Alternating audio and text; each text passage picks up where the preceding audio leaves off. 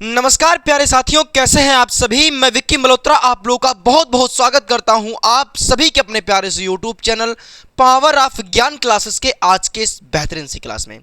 तो साथियों देखिए, आज मैं आपके लिए एक निबंध की क्लास फिर से लेकर के आया हूं, क्योंकि देखिए निबंध की क्लास मैं प्रॉपर तरीके से कराता हुआ आ रहा हूं और आप सभी निबंध की क्लासेस को जरूर देख लीजिएगा, क्योंकि यहां से भाई आपके 7 नंबर पक्के हो जाएंगे और मैं हर वीडियो में ये बताता हुआ आ रहा हूं आपको। साथियों देखिए, ये 7 नंबर बहुत ज़्यादा इंपॉर्टेंट है, इस पर बहुत ज़्यादा फोकस कीजिए। और भाई देखिए 7 नंबर बहुत ही आसानी से आपको मिल जाएंगे केवल और इनको याद करने पर। अगर आपको एक बार ये पढ़ भी लेते हैं ना भाई, क्योंकि ये इतने आसान वर्डों में लिखा गया है कि आप अगर एक बार पढ़ भी लेंगे ना तो ये चीज़ें भूलेंगे नहीं क्योंकि साथियों ये बहुत ज़्यादा इंपॉर्टेंट है हमारे बोर्ड पेपर के लिए। और मैंने इसके पहले आपको 3 या 4 निबंध करा दिया है, यदि आपने नहीं देखा है तो जा करके प्लेलिस्ट में वीडियो प्रॉपर तरीके से पड़ी हैं, आप जा करके देख सकते हैं।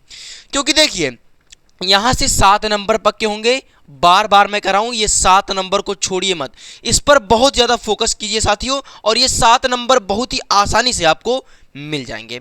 अच्छा भाई, आज मैं निबंध किस टॉपिक पर करने वाला हूँ, देखिए ध्यान से समझ लीजिएगा। क्या है? आतंकवाद की समस्या। आतंकवाद की समस्या, कारण और उसके समाधान को हमें लिखना है, क्योंकि आप भी जानते हैं कि आतंकवाद जो है एक ऐसी विचारधारा है जो हमारे देश की उन्नति को अवरुद्ध कर देती है। मतलब ये आतंकवाद बहुत ही हमारे लिए क्या है, दुखदाई है। ठीक है भाई, इसका मतलब हमें आतंकवाद से में क्या लिखना है, उसकी समस्या क्या होती है और उनके कारण क्या हैं और उनको समाधान मतलब इनको खत्म कैसे किया जा सकता है, इस बारे में हमें लिखना है। अच्छा भाई, क्या केवल हमें लिखने से ही नंबर मिल जाएंगे? नहीं, हमें लिखने का एक बेहतर तरीका पता होना चाहिए। अच्छा भाई ठीक है, बेहतर तरीका पता होना चाहिए, लेकिन वो बेहतर तरीका क्या है, ध्यान से समझिएगा। सबसे पहली बात, अगर आप को किसी भी टॉपिक पर निबंध लिखते हैं, मान लीजिए आपके बोर्ड पेपर में यही वाला आ गया है, हालांकि मैं हर एक वीडियो में आपको बता देता हूं लिखने का तरीका।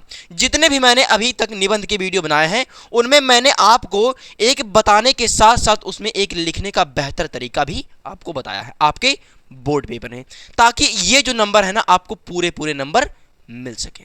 क्योंकि भाई देखिए, एग्जामिनर जब देखेगा आपके लिखने का तरीका और ये सभी चीज़ें आपको देखेगा कि कितने आसान शब्दों में लिखा गया है, तब भाई हाँ समझ जाएगा कि बच्चा होशियार है। अच्छा, अब देखिए सबसे पहले बात, आप रूपरेखा लिखेंगे। रूपरेखा लिखने के बाद आप यहाँ पर लिखेंगे किन किन टॉपिक पर आप निबंध लिख रहे हैं। सबसे पहली बात यहाँ पर होगा प्रस्तावना, ठीक है।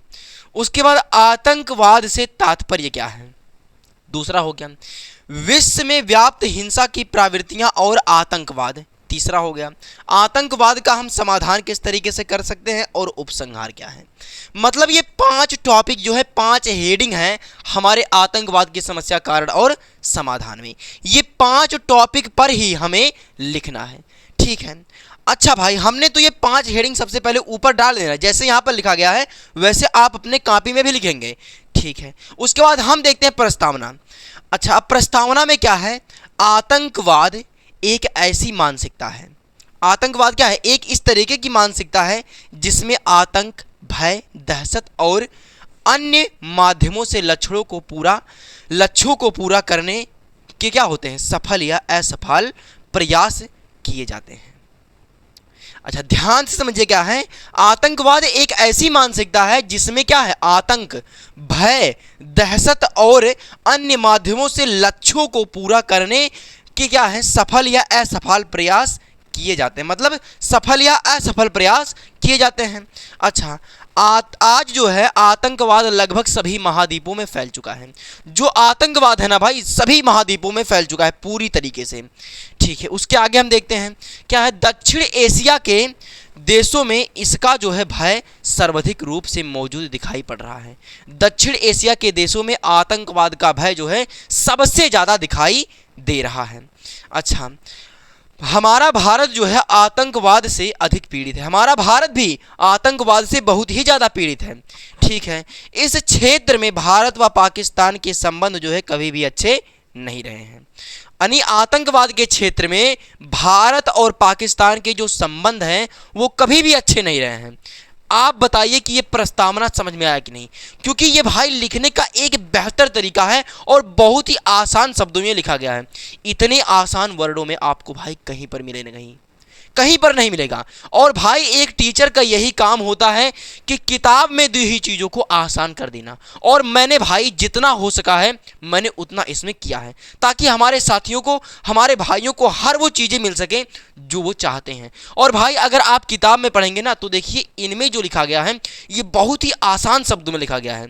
हालांकि ये आप अगर एक बार पढ़ लेंगे तो ये चीज़ें याद हो जाएंगी, क्योंकि इनको हमने आसान करके आपको दिया है। ठीक है, मैंने प्रस्तावना तो बता दिया, लेकिन भाई आतंकवाद से तात्पर्य क्या है? अच्छा ठीक है, अब आगे देखते हैं हम क्या है।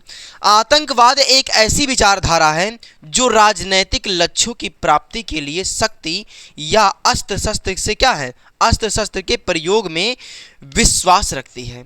मतलब आतंकवाद क्यों फैला है भाई? आतंकवाद राजनीतिक तथ्यों की पूर्ति के लिए, यहाँ पर देखिए क्या लिखा है, आतंकवाद एक ऐसी विचारधारा है जो राजनैतिक लक्ष्यों की प्राप्ति के लिए शक्ति अस्त्र शस्त्र के प्रयोग में विश्वास रखती है। मतलब यहाँ पर राजनीतिक लक्ष्यों की जो तथ्यों की पूर्ति है उसमें अस्त्र शस्त्र के प्रयोग पर क्या होता है, ज़्यादा विश्वास करती हैं।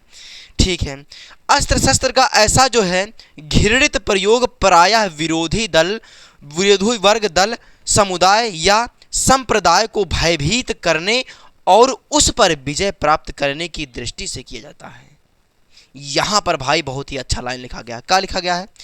अस्त्र शस्त्र का ऐसा जो घृणित प्रयोग है प्रायः विरोधी दल के लोग करवाते हैं और उनके वर्ग में जो दल हैं, समुदाय या संप्रदाय को भयभीत, मतलब उनको डरा करके और उन पर विजय प्राप्त करने की दृष्टि से किया जाता है, ताकि हम उन पर विजय प्राप्त कर सकें, ये आतंकवाद के भय से उनको डरा करके। बताइए क्या आपको ये बातें समझ में आई या नहीं? मैंने अभी क्या बताया, मैंने आपको प्रस्तावना बता दिया और आतंकवाद से तात्पर्य क्या है, ये दो हेडिंग मैंने बताई। इन दोनों में भाई आपको 1% का भी दिक्कत नहीं होगा। अगर ये दोनों हेडिंग आपको समझ में आ गई हो तो अब हम बढ़ते हैं विश्व में व्याप्त हिंसा की प्रवृत्तियां और आतंकवाद। तो साथियों मैं जितने भी हेडिंग है उतने हेडिंग कराऊंगा ताकि आप लोग अपने बोर्ड पेपर में ये 7 नंबर को पक्का कर सकें। तो अब हम देखते हैं आगे इसके। तो साथियों अब हम देखते हैं अगला क्या है। अगला है विश्व में व्याप्त हिंसा की प्रवृत्तियां और आतंकवाद। अच्छा यहाँ पर क्या हेडिंग करा, ध्यान से देखिएगा, विश्व में व्याप्त हिंसा की प्रवृत्तियां और आतंकवाद। मतलब हमारे विश्व में जो क्या है आतंकवाद व्याप्त हो चुका है उनके बारे में हमें लिखना है। यहाँ पर ध्यान से समझिएगा क्या लिखा गया है। देखिए वर्तमान में लगभग पूरा विश्व जो है आतंकवाद जैसी महामारी की चपेट में है। मतलब इस विश्व में जितने भी देश हैं वो क्या हैं, पूरा विश्व आतंकवाद जैसी महामारी की चपेट में है। अच्छा राजनैतिक स्वार्थों की पूर्ति के लिए यहाँ पर क्या है, सार्वजनिक हिंसात्मक रास्ता अपनाया जा रहा है। मतलब यहाँ पर राजनैतिक स्वार्थों की पूर्ति के लिए सार्वजनिक रास्ता अपनाया जा रहा है, जैसे आतंकवाद का रास्ता अपनाया जा रहा है वो भी राजनीतिक स्वार्थों की पूर्ति के लिए। ठीक है साथियों, इतनी बातें आपको समझ में आ गई होंगी। संसार के भौतिक दृष्टि से संपन्न देशों में भी आतंकवाद की यह प्रवृत्ति और भी पनप रहा है। मतलब संसार के जो भौतिक दृष्टि से जो देश संपन्न है ना उनमें भी क्या हो रही है, आतंकवाद जैसी क्या हो रही है, आतंकवाद जैसी जो प्रवृत्ति है वो और भी पनप रही है। मतलब जो देश पूरी तरह से संपन्न है और भौतिक दृष्टियों से संपन्न है उस देश में भी क्या हो रही है, आतंकवाद की प्रवृत्ति पनप रही है।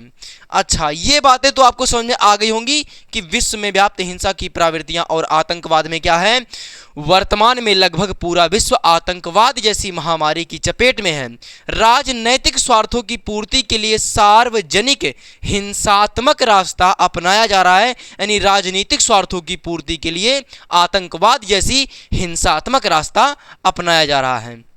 अच्छा संसार के भौतिक दृष्टि से संपन्न देशों में आतंकवाद की यह प्रवृत्ति जो है और भी पनप रही है। बताइए क्या आपको ये बातें समझ में आई या नहीं? ये बातें तो आपको समझ में आ गई होंगी। अब हम देखते हैं आतंकवाद का समाधान किस तरीके से किया जा सकता है। अच्छा देखिए, आतंकवाद ने हमारे जीवन को अनिश्चित और असुरक्षित कर दिया है। मतलब हमारे जीवन का कोई ठिकाना नहीं है, आतंकवाद ने इस तरीके से कर दिया है, क्योंकि यहाँ पर लिखा अनिश्चित कर दिया है और असुरक्षित कर दिया है। मतलब हमारा जीवन जो है अनिश्चित और असुरक्षित हो गया, किसकी वजह से? आतंकवाद की वजह से। अच्छा, उसके बाद क्या है? आतंकवाद जो है वो मानव जाति के लिए कलंक है। आतंकवाद जो है वो मानव जाति के लिए कलंक है। अच्छा, उसके बाद क्या है? इसलिए इसका जो है वो कठोरता से दमन किया जाना चाहिए। इसलिए आतंकवाद का, यहाँ पर क्या है? इसलिए, इसका मतलब इसलिए आतंकवाद का हमें कठोरता से दमन किया जाना चाहिए। मतलब इस आतंकवाद को हमें खत्म करना चाहिए। उसके बाद क्या है?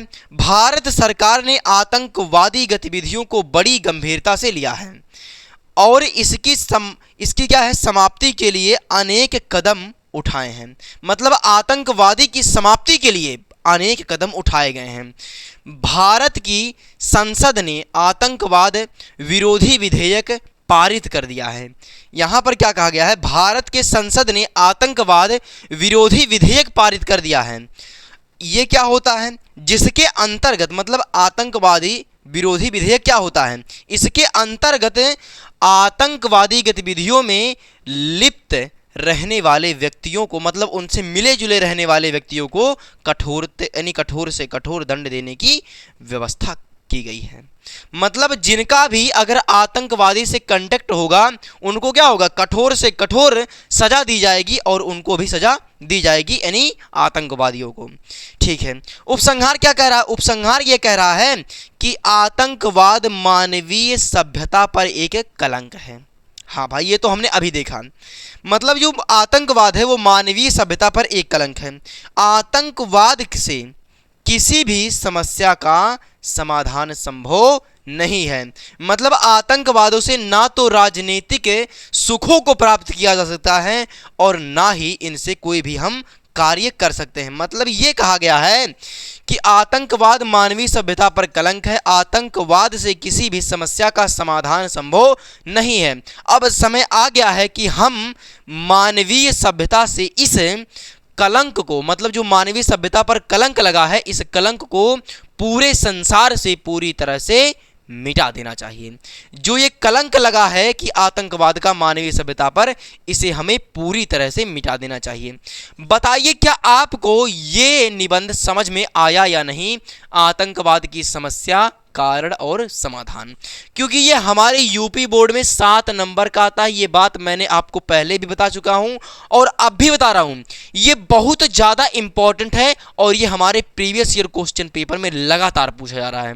साथियों, आप अगर इसको तैयार कर लेते हैं तो हो सकता है 2026 में अगर यही मिल गया तो जान लीजिए बहुत ही आसान हो जाएगा आपके लिए। क्योंकि देखिए भाई, एक टीचर क्या कर सकता है? एक संभावना करके, उसके गेस करके, और उसने जितना अपने जीवन में क्या किया है, अनुभव है, वो उस अनुभव पर कह सकता कि हाँ ये क्वेश्चन आने की संभावना है।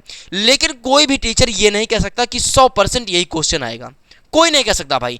जितना उसका अनुभव है वो उस अनुभव के हिसाब से बता सकता है कि हाँ ये क्वेश्चन आने की संभावना है, और उसी बेसिस पर भाई सिलेबस हमारा बना है। तो साथियों, ये क्वेश्चन बहुत ज़्यादा इंपॉर्टेंट है और यहाँ से आपके 7 नंबर पक्के हो जाएंगे। मैं आशा करता हूँ कि आप ये निबंध जरूर तैयार कर लेंगे और ये निबंध इंपॉर्टेंट है। साथियों, अगर आपको ये क्लास अच्छी लगी हो तो एक लाइक जरूर कर दीजिएगा और इस वीडियो को अपने दोस्तों के साथ भी शेयर कीजिएगा। तो साथियों, मिलते हैं अगले वीडियो में। तब तक के लिए bye bye, take care, thank you. लेकिन जो बच्चे चैनल पर नए हैं वो चैनल को जरूर सब्सक्राइब कर लीजिएगा, क्योंकि इस चैनल पर हिंदी, इंग्लिश, गणित और विज्ञान की क्लासेस प्रॉपर तरीके से चलती हैं। Thank you.